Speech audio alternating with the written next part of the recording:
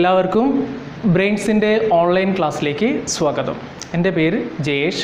ഞാനിവിടെ 9th history class എടുക്കാൻ വേണ്ടിയിട്ടാണ് വന്നിട്ടുള്ളത്. ഓക്കെ, നമുക്ക് നമ്മളെ ചാപ്റ്റേഴ്സിലേക്ക് പോവാം. ഞാൻ പറഞ്ഞു ഹിസ്റ്ററിയാണ് എടുക്കുന്നത്. ഹിസ്റ്ററിയെക്കുറിച്ച് പറയുകയാണെങ്കിൽ 9th ഹിസ്റ്ററിനെ കുറിച്ച് പറയുകയാണെങ്കിൽ നിങ്ങളൊക്കെ പഠിച്ചിട്ടുള്ള 8ാം ക്ലാസ് പഠിച്ചിട്ടുള്ള ഇതിൻ്റെ ഒരു തുടർച്ചയായിട്ടാണ് 9th സ്റ്റാൻഡേർഡിലും വരുന്നത്.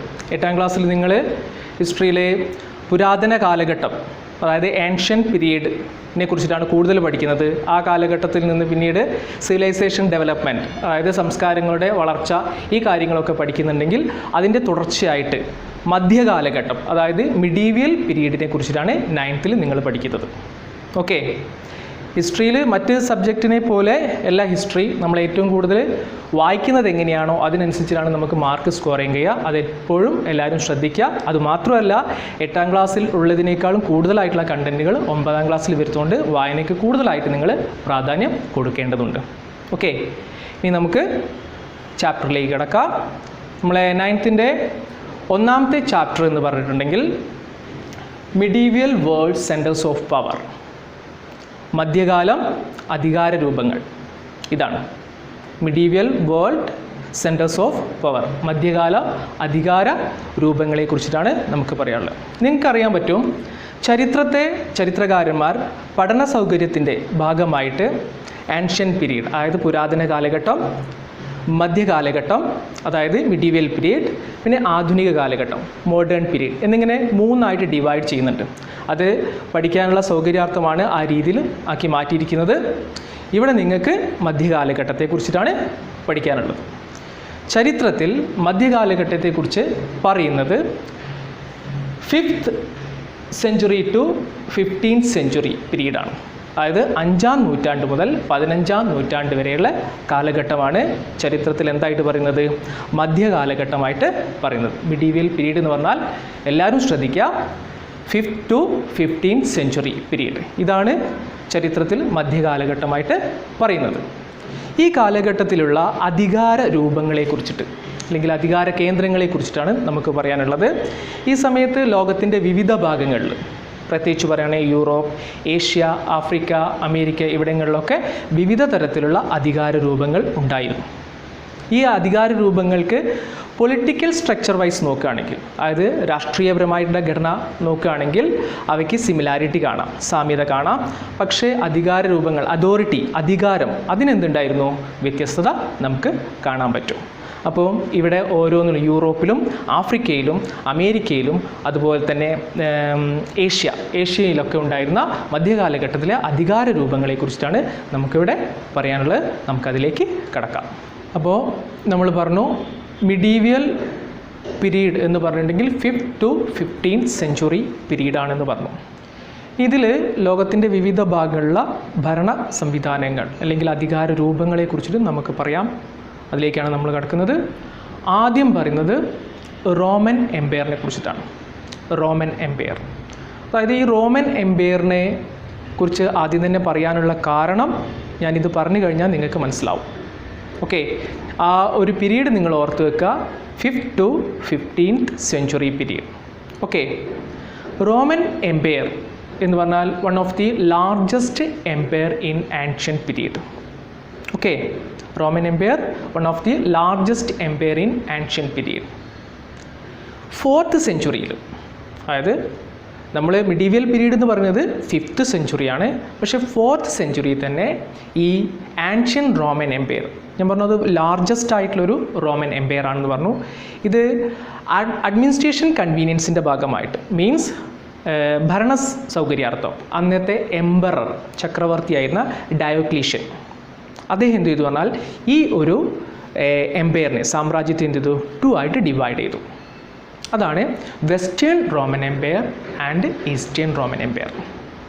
അപ്പോൾ എന്തിനു വേണ്ടിയിട്ടാണ് ഡയോക്ലീഷ്യൻ എന്ന് പറഞ്ഞിട്ടുള്ള ഈ എംപറർ ഈ ലാർജസ്റ്റ് ആയിട്ടുള്ള ഈ എംപയറിനെ ഡിവൈഡ് ചെയ്തത്? ഫോർ അഡ്മിനിസ്ട്രേറ്റീവ് കൺവീനിയൻസ്, അതായത് ഭരണ സൗകര്യാർത്ഥമാണ്. അങ്ങനെ 2ആയിട്ട് ഡിവൈഡ് ചെയ്തു. അതാണ് western Roman empire and eastern Roman empire. Okay, ഇതിൽ വെസ്റ്റേൺ റോമൻ എംപയർ റൂൾ ചെയ്തിരുന്നത് റോം എന്ന് പറഞ്ഞിട്ടുള്ള ക്യാപിറ്റൽ സിറ്റിനെ സെൻട്രലൈസ് ചെയ്തുകൊണ്ടാണ്. അതായത് റോമാണ് ക്യാപിറ്റൽ. തലസ്ഥാനമായിട്ട് റോം. അതുപോലെ ഈസ്റ്റേൺ റോമൻ എംപയർ എന്ന് പറഞ്ഞിട്ട് അതിൻ്റെ തലസ്ഥാനമായിട്ട് പറയുന്നത് കോൺസ്റ്റാന്റിനോപ്പിൾ. ഏതാണ്? കോൺസ്റ്റാന്റിനോപ്പിൾ. ഈ കോൺസ്റ്റാന്റിനോപ്പിളിനെ കുറിച്ച് നിങ്ങൾ ഓർത്ത് വയ്ക്കേണ്ടതുണ്ട്. നിങ്ങൾ അടുത്ത വർഷം ഈ ഒരു പേര് അറിയേണ്ടതുണ്ട്. കാരണം നമ്മളെ യൂറോപ്പിനെയും ഏഷ്യയും തമ്മിൽ ബന്ധിപ്പിക്കുന്ന ഒരു തന്ത്രപ്രധാനമായിട്ടുള്ള ഒരു സ്ഥലമാണ് കോൺസ്റ്റാന്റിനോപ്പിൾ. പ്രസൻറ്റ് ഡേ അതിൻ്റെ പേര് എന്താണ്? ഇസ്താംബുൾ എന്നാണ്. അത് തുർക്കിയുടെ പാർട്ടായിട്ടാണ് ഇപ്പോൾ ഉള്ളത്. ഇസ്താംബുൾ എന്നാണ്.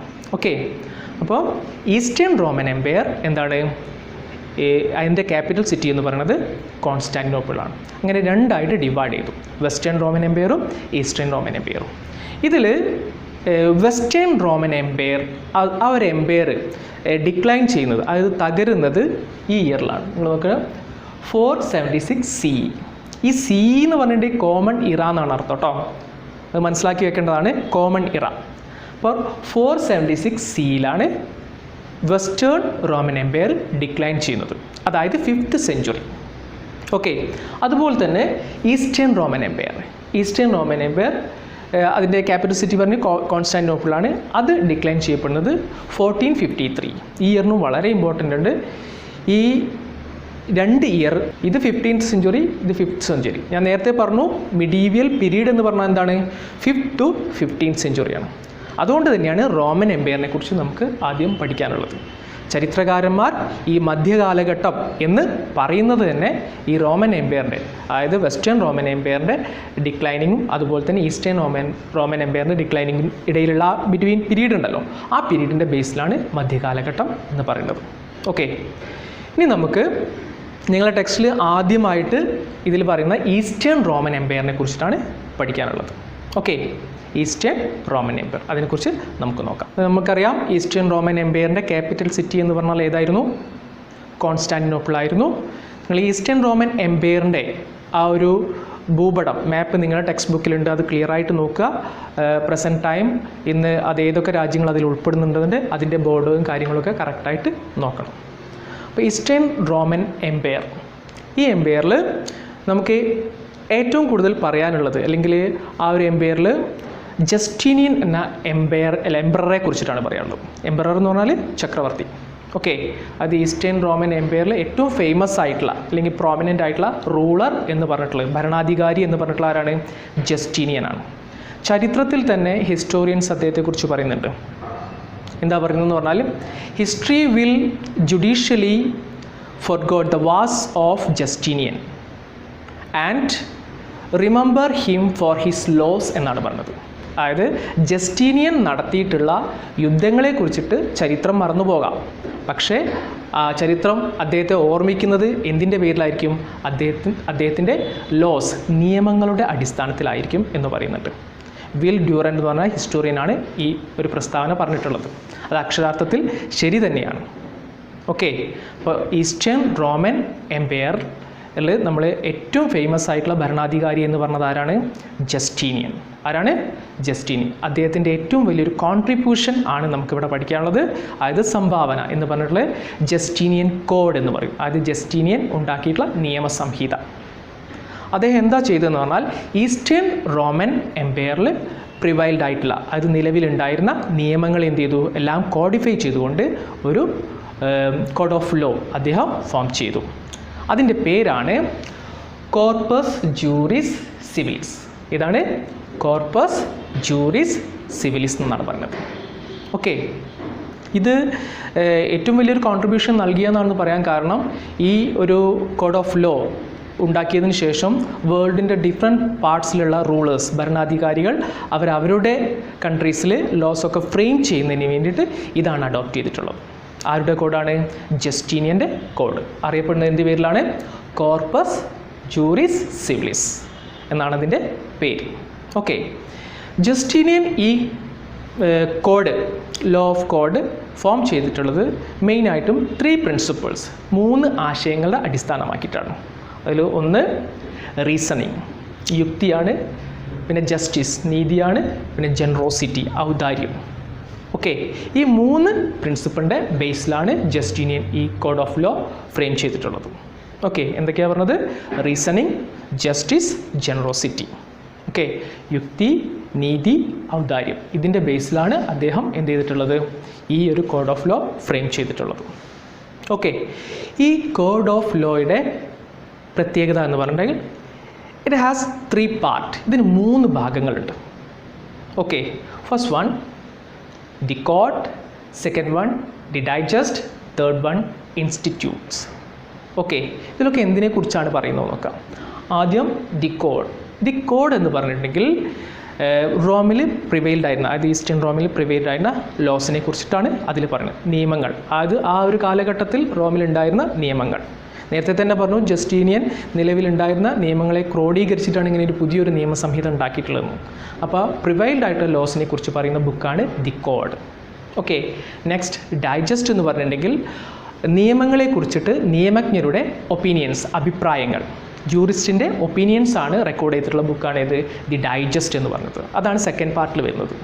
ഓക്കെ, തേർഡ് പാർട്ട് എന്ന് പറഞ്ഞാൽ ഇൻസ്റ്റിറ്റ്യൂട്ടാണ്. അതെന്ന് പറഞ്ഞാൽ ലോ സ്റ്റഡി, നിയമത്തെക്കുറിച്ചുള്ള സ്റ്റഡി ഓഫ് ലോ എന്ന് പറയാം, നിയമത്തെക്കുറിച്ചുള്ള പഠനമാണ്.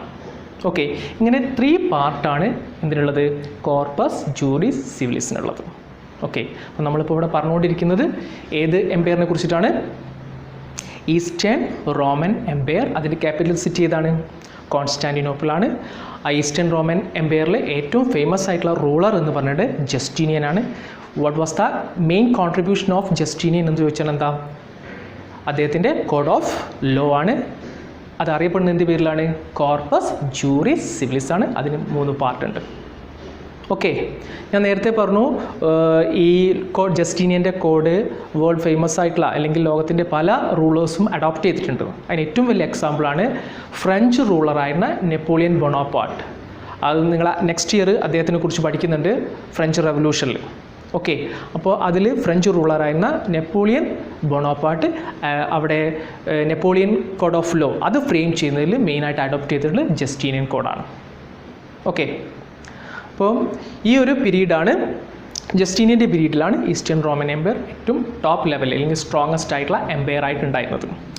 ആഫ്റ്റർ ജസ്റ്റീനിയൻ, ഈ ജസ്റ്റീനിയന് ശേഷം എന്ത് ചെയ്തു, eastern Roman empire begin to decline അല്ലെങ്കിൽ സ്റ്റാർട്ടഡ് ടു ഡിക്ലൈൻ. ഓക്കെ, അത് തകരാൻ തുടങ്ങി. നമുക്കറിയാം, ഏതൊരു എംപയറിലും സ്ട്രോങ്ങസ്റ്റ് ആയിട്ടുള്ള റൂളേഴ്സ് ഉണ്ടാവുന്ന സമയത്തേ ഉള്ളൂ ആ എംപയർ ഏറ്റവും സ്ട്രെങ്തൻ ആയിട്ട് നിൽക്കുള്ളൂ. ഓക്കെ, പക്ഷേ ജസ്റ്റീനിയന് ശേഷം എന്ത് സംഭവിച്ചു, ഈസ്റ്റേൺ റോമൻ എംപയർ വീക്കാവാൻ തുടങ്ങി. അപ്പോൾ ഫോറിനേഴ്സ് അറ്റാക്ക് ചെയ്യാൻ തുടങ്ങി. മെയിനായിട്ട് 1453, ഞാൻ നേരത്തെ ഒരു ഇയർ പറഞ്ഞിട്ടുണ്ടായിരുന്നു, ഈസ്റ്റേൺ റോമൻ എംപയർ ഡിക്ലൈൻ ചെയ്യുന്ന, അത് തകരുന്ന ഈ ഇയർ 1453. ആ 1453 ടർക്സ്, അതായത് തുർക്കികൾ നിങ്ങൾ കേട്ടിട്ടുണ്ടാവും. തുർക്കികൾ എന്ത് ചെയ്യുന്നു, ഈസ്റ്റേൺ റോമൻ എംപയറിൻ്റെ ക്യാപിറ്റൽ സിറ്റി ആയിട്ടുള്ള കോൺസ്റ്റാന്റിനോപ്പിൾ അറ്റാക്ക് ചെയ്യുന്നു. അതോടുകൂടി eastern Roman empire controlled by Turks. ഇതോടുകൂടി ഈസ്റ്റേൺ റോമൻ എംപയർ എന്ത് ചെയ്യുന്നു, ഡിക്ലൈൻ ചെയ്യുന്നു. ഓക്കെ, ഇത്രയുമാണ് ഈസ്റ്റേൺ റോമൻ എംപയറിനെ കുറിച്ച് നമുക്ക് പറയാനുള്ളത്. മെയിൻ പോയിന്റുകളൊക്കെ നന്നായിട്ട് നോക്കാം. ഇനി നമുക്ക് ടെക്സ്റ്റ് ബുക്കിൽ എല്ലാ കാര്യങ്ങളും ഡീറ്റെയിൽ ആയിട്ടുണ്ട്. ടെക്സ്റ്റ് ബുക്ക് നന്നായി വായിക്കണം. ഞാൻ നേരത്തെ തന്നെ പറഞ്ഞിട്ടുണ്ട്, എത്രത്തോളം വായിക്കുന്നു അത്രത്തോളം നമുക്ക് നോളജ് ഉണ്ടാവും, നമുക്ക് കൂടുതൽ എക്സാമിന് അത് എഴുതാൻ പറ്റും. ഹിസ്റ്ററീൻ്റെ ഒരു പ്രത്യേകത അതാണ്. ഓക്കെ, ഇനി നമുക്ക് രണ്ടാമത്തെ ഭാഗത്തേക്ക് പോകും. അതായത് വെസ്റ്റേൺ റോമൻ എംപയറിനെ കുറിച്ചാണ് നമുക്ക് അടുത്ത ഭാഗത്ത് പറയാനുള്ളത്.